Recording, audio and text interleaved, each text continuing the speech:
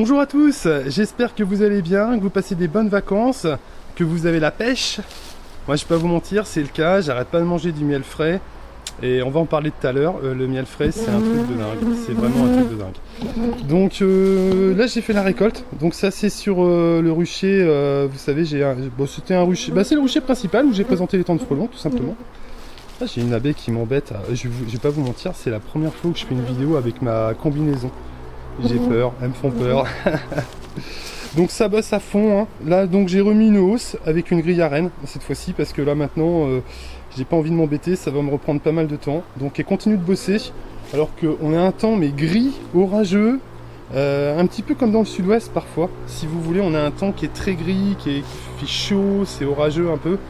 Moi je connais parce que j'ai habité là-bas, j'ai habité à côté de Biarritz pendant plus de 2 ans.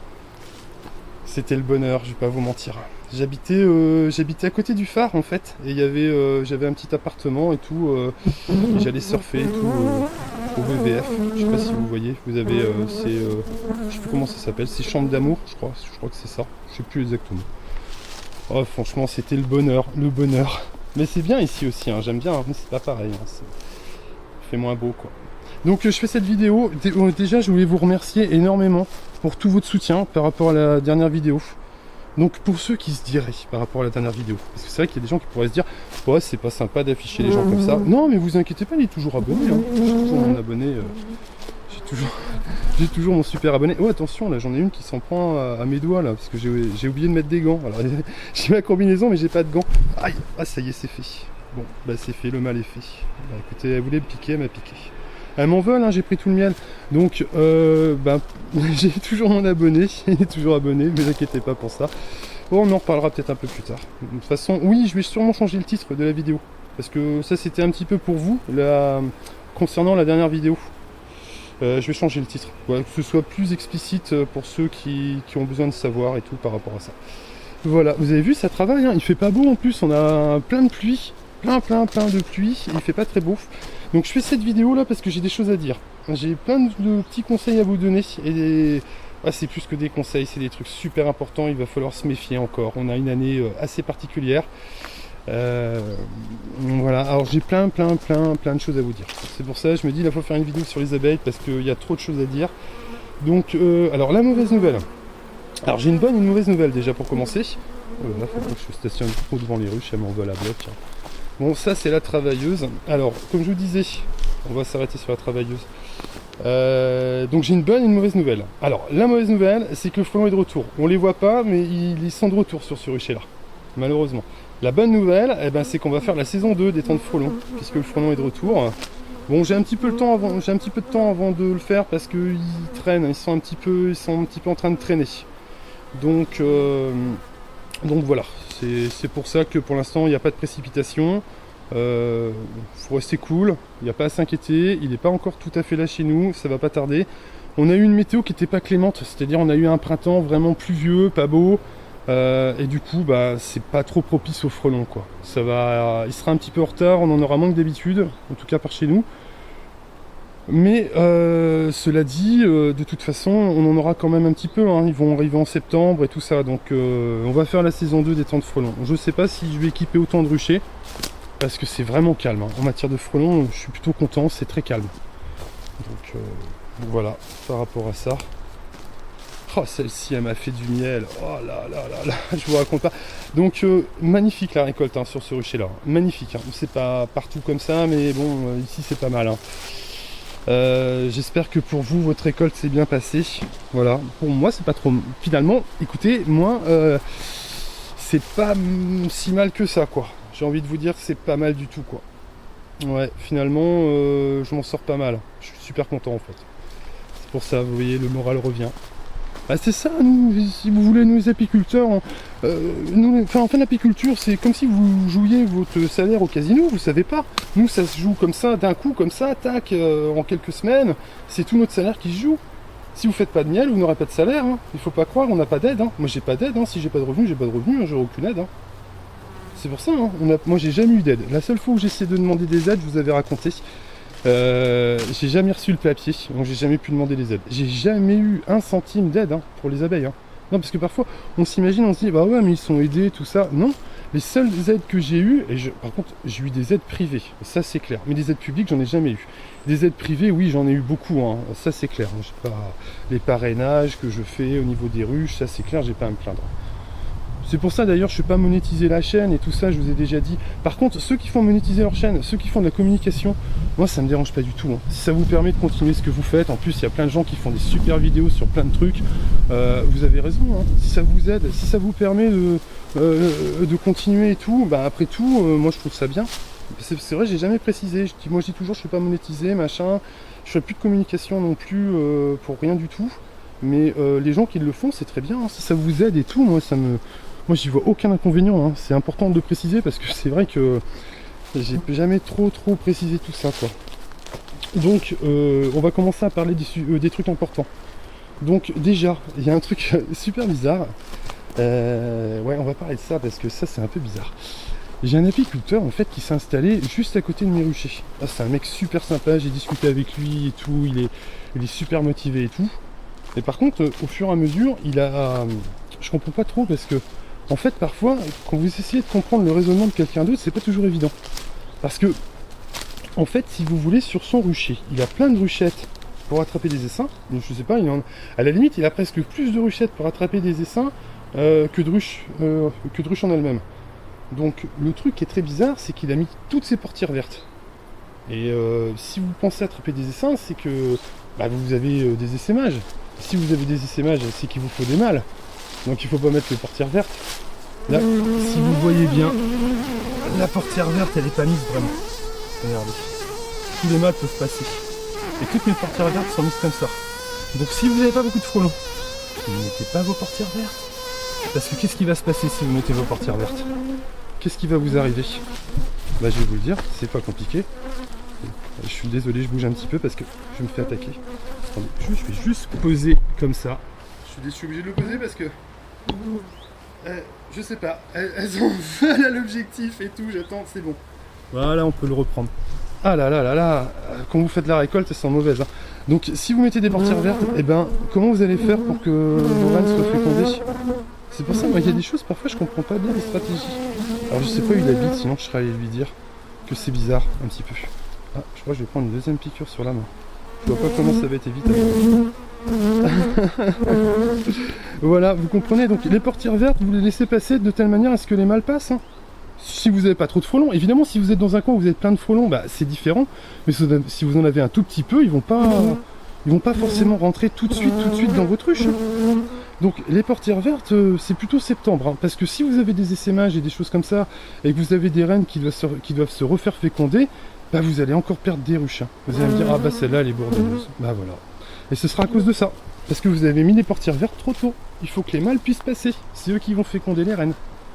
Super important. Les portières vertes, si vous les mettez comme moi. C'est-à-dire de manière à laisser passer les mâles. Et au moins les mâles peuvent passer. Parce que si vous faites pas comme ça, ce qui va vous arriver, c'est que vous allez vous faire avoir. Vos ruches vont essaimer. Vos reines ne pourront pas se faire féconder parce que vous n'aurez pas de mâles. Et ce sera bien triste en fait. Et c'est pour ça que je vous dis, c'est un truc auquel il faut penser. Moi je les ai mises parce que voilà, j'ai fait la récolte, je les ai ramenées, comme ça elles sont sur les ruches, mais elles sont pas enclenchées complètement. Donc les mâles peuvent passer. Très très important de faire ça. Alors j'ai un autre truc à vous montrer. Alors ça aussi, on n'y pense pas du tout. Mais tout le monde devrait travailler comme ça. Regardez, je vais vous montrer. Sur toutes mes ruches j'ai ça fait des années que je travaille comme ça. J'ai des petits crochets comme ça. Je pense que dans certaines vidéos, vous avez peut-être déjà remarqué que j'avais ce genre de crochet. Et en fait, c'est tout simplement pour pouvoir sous-peser la ruche et savoir quel poids en fait fait ma ruche. Parce que c'est vachement important, ça vous permet de savoir si vous devez nourrir, si elle a trop de nourriture ou pas.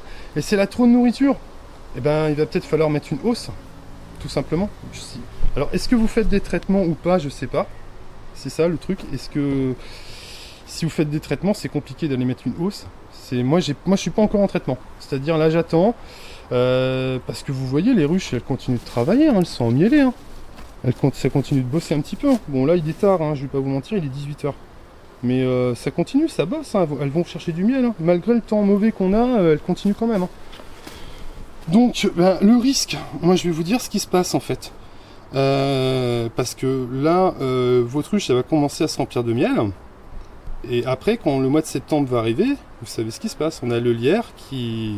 Le lierre peut être très productif, hein. On a eu beaucoup de pluie. Il suffirait qu'on ait du beau temps, le lierre va produire énormément. Et vous allez vous retrouver avec des ruches qui sont remplies de miel. Bah oui, mais où est-ce que va pondre votre reine? Votre reine ne va plus avoir une seule place de ponte. Faites super attention à ça. Parce que chaque année, moi depuis que j'ai commencé, j'ai perdu des dizaines et des dizaines de ruches à cause de ça. Alors, c'est pour ça que c'est super important de vérifier. Bon, voyez, celui-là, il est un petit peu défoncé et tout. Il n'est pas en super état. Il a fait un petit peu son temps, quoi. Mais bon, il marche, hein. Allez, je vous montre. Je vous montre comment je fais. Allez, on va juste faire ça. Et puis après, c'est la surprise. Il y a une petite surprise à la fin. Vous allez voir. Alors, je suis super surpris de la récolte, moi. C'est un peu ça la surprise. Voilà, hop, je vous montre. Donc, ce que vous faites, vous le prenez comme ça. Voilà, vous voyez. Donc, vous le prenez comme ça, vous l'accrochez ici, avec un petit crochet, comme ça, tout simplement. Voilà, je vais enlever le toit parce que, vous voyez, c'est des toits maison. Donc, ils font tous un poids différent, quoi. Donc, on va les enlever. Donc, il y a ça, mais c'est de l'année dernière, hein, vous inquiétez pas. Hein, c'est pas. Moi, je les laisse, en fait. C'est pas de cette année, hein. Et puis de toute façon, moi, le Candy, en plus, c'est toujours préventif, hein. C'est toujours en prévention parce que je soupèse tout le temps. Donc j'ai tendance à les laisser, une fois que c'est vide, vous le laissez, vous l'enlevez pas, c'est pas forcément nécessaire. Alors attendez, est-ce que je vois? Est-ce que du coup j'ai pas mis l'écran? Voilà, je vais mettre l'écran comme ça va me permettre de voir si vous voyez bien. Bah ouais, c'est pas mal finalement. Bon, alors on va voir quel poids elle fait. Je vais regarder d'abord. Alors normalement je le mets plus haut, évidemment, je mets pas à 4 pattes comme ça, mais c'est pour vous montrer. Merde, c'est ça. Voilà. Donc là vous aurez que la moitié du poids de la ruche, hein. Eh ben, je vais vous dire un truc, il va falloir faire un truc parce qu'elle est déjà trop lourde, hein. Alors si elle penche un petit peu vers vous, vous aurez plus de poids. Si elle penche un petit peu en avant, vous en aurez moins. Là, j'ai l'impression qu'elle penche peut-être légèrement vers l'arrière. Mais là, vous allez voir, là, elle ferait genre, je sais pas si on le voit bien, elle ferait genre 26 kg, tout compris. En sachant que la ruche pèse 14 kg. On a au moins 10 kg de nourriture dedans. Je sais pas si vous vous rendez compte. C'est trop. Ça, celle-là, il va falloir mettre une hausse. Certainement gratter le miel qu'il y a dedans, un petit peu sur les cadres, de façon à libérer de la place. C'est un gros travail, l'apiculture. Mais si vous faites ça, vous allez y arriver. Donc là, il va falloir ouvrir.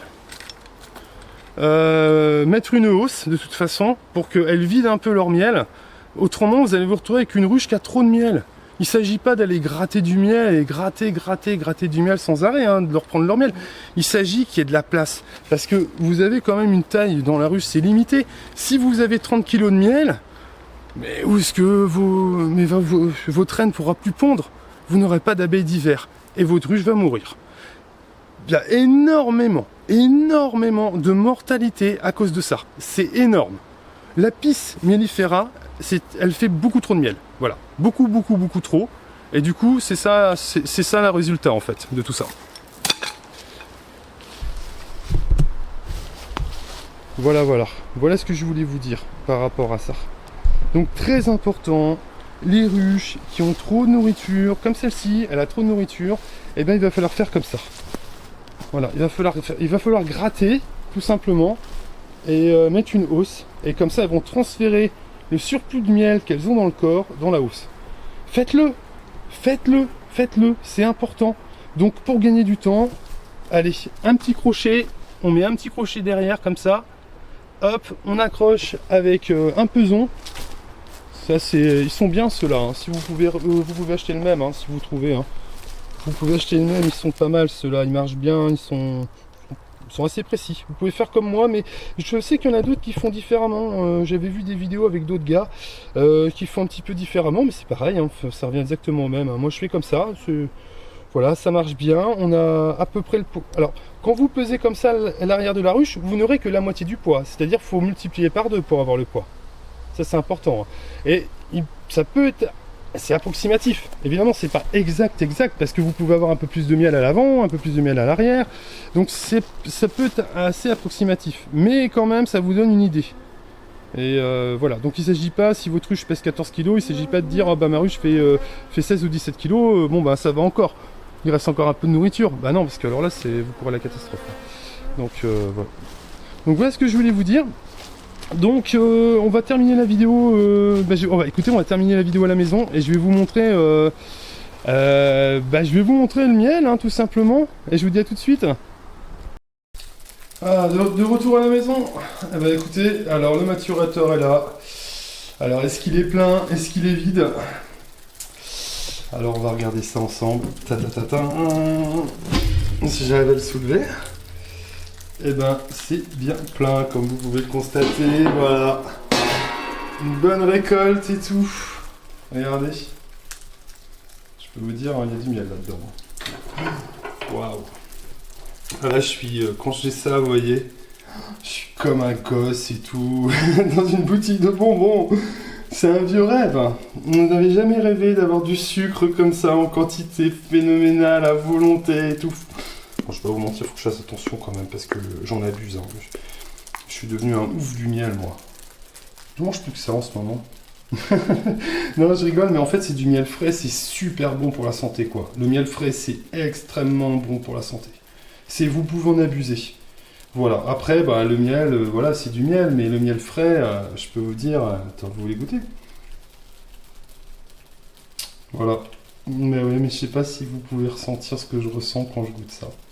Parce que, en fait, c'est pas comme le miel que vous trouvez dans les supermarchés, ou même auprès d'un petit apiculteur, un miel qui est fait déjà depuis 6 mois ou 3 mois, c'est pas pareil.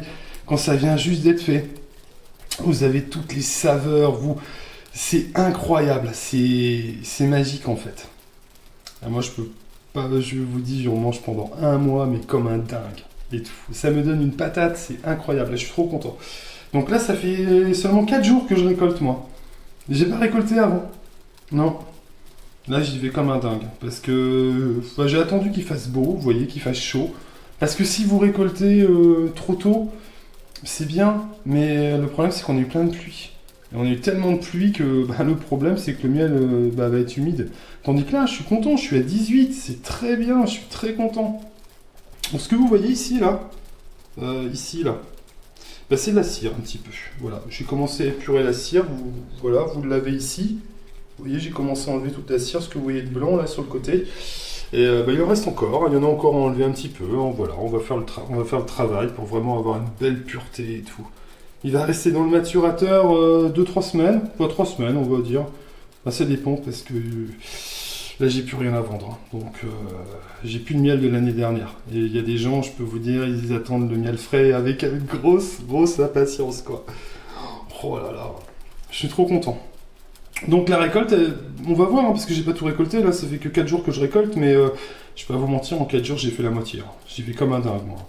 C'est jour et nuit. Hein. C'est-à-dire que quand c'est la récolte, c'est-à-dire je me lève, dès que je me lève, je mange, je pars sur les ruchers, je prends un maximum de miel et je le ramène et je reviens chez moi, je remange et après j'extrais toute la nuit. Je fais que ça. Et le lendemain et ainsi de suite jusqu'à ce que j'ai tout fait en fait. Ah ouais, j'y vais à fond, hein. J'y vais vraiment comme un dingue. Hein. C'est vraiment, quand c'est parti, c'est parti. Sauf que là, je suis super embêté parce que regardez le temps qu'il fait. Bah, il fait que de pleuvoir. Je sais pas si on voit très bien là. Il fait que de pleuvoir dehors en fait. Donc, moi, c'est mal parti. Hein. Je vais pas vous mentir, je lèche la cuillère là. Ah bah, je sais pas. On la repose parce que il s'agit pas de la remettre dedans évidemment. Je prends vraiment mon pied. Par contre, il pleut, donc c'est peut-être pas conseillé que je récolte demain. Demain, je vais attendre un peu. C'est embêtant parce que la pluie, ça remet de l'humidité dans le miel. Et votre miel, l'idéal, c'est qu'il soit entre 17,5 et 18. C'est super bien. S'il est plus bas que 17,5, il va être sec. Quand il va cristalliser, il sera pas bon. Il sera trop sec. Et s'il est au-dessus de 18, il va fermenter. Alors voilà. Il faut essayer d'être dans ces bons chiffres. Pour ça, c'est bien vous mélanger un petit peu de manière à avoir un truc comme ça. Voilà ce que je voulais vous dire. Waouh! Oh, je vais encore me régaler moi ce soir. Vous avez vu tout ce que j'ai? C'est du miel à volonté. Waouh.